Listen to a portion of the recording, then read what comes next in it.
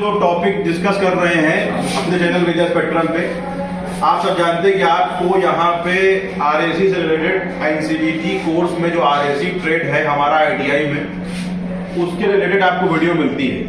तो आज हम जो अपना यहाँ पे डीअसेंबल करे हुए हैं ये एफसीयू यूनिट है, जैसा कि आप देख रहे हैं। तो आप यहाँ पे हम आपसे कुछ क्वेश्चन पूछेंगे जो इंटरव्यू में क्वेश्चन पूछे जाते हैं।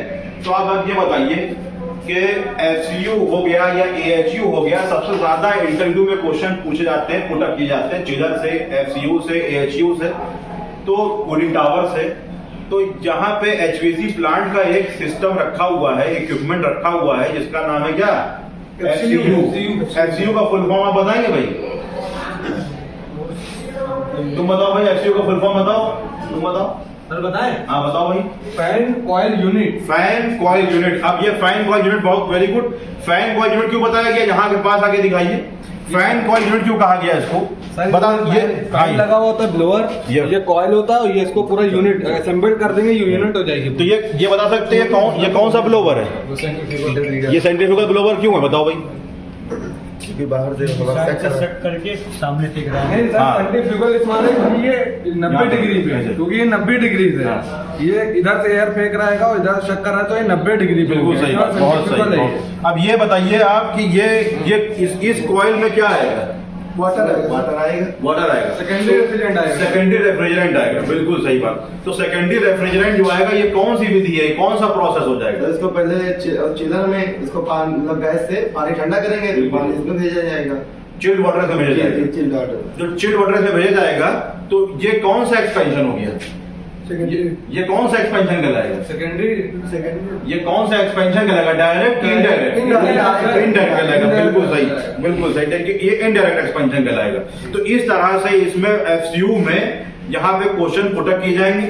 और एक चीज जो सबसे पूछा जाएगा कि हमारा चाहे वो चिलर हो, एयर कूल्ड या वाटर कूल्ड, जो पानी वहां से चिल्ड निकलता है, आउटलेट, चिलर के आउटलेट से जो पानी निकलता है वो 7 डिग्री सेंटीग्रेड का होता है, उसकी एंथैल्पी होती है 7 डिग्री सेंटीग्रेड।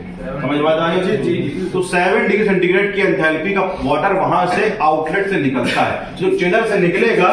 अब जो ये देख रहे हैं आप, एक इनलेट है, एक आउटलेट है। तो इनलेट पे 7 डिग्री का वाटर आया और सर्कुलेट हुआ, अपनी कूलिंग इफेक्ट दी, और फिर वहां से पानी वापस निकल गया।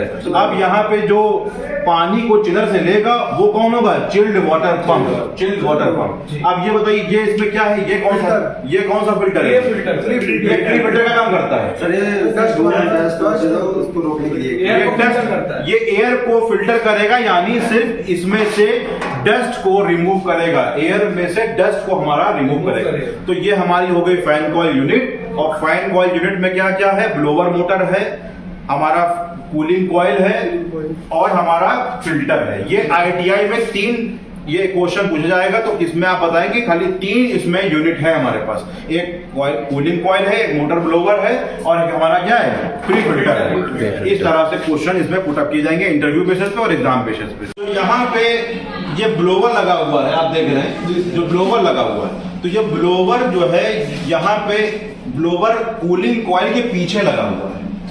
तो 2 तरीके के फ्लो होते हैं, एक फोर्स फ्लो, एक इंड्यूस फ्लो।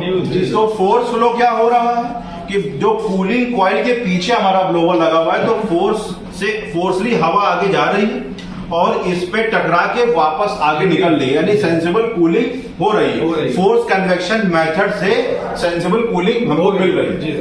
अगर यही हम ब्लोवर जो हमारी यूनिट है, इसको हम अगर आगे लगा देते और कूलिंग कॉइल को पीछे कर देते, तो तब फ्लो होता हमारा इंडक्शन फ्लो, यानी इंड्यूस फ्लो होता। इंड्यूस फ्लो होता।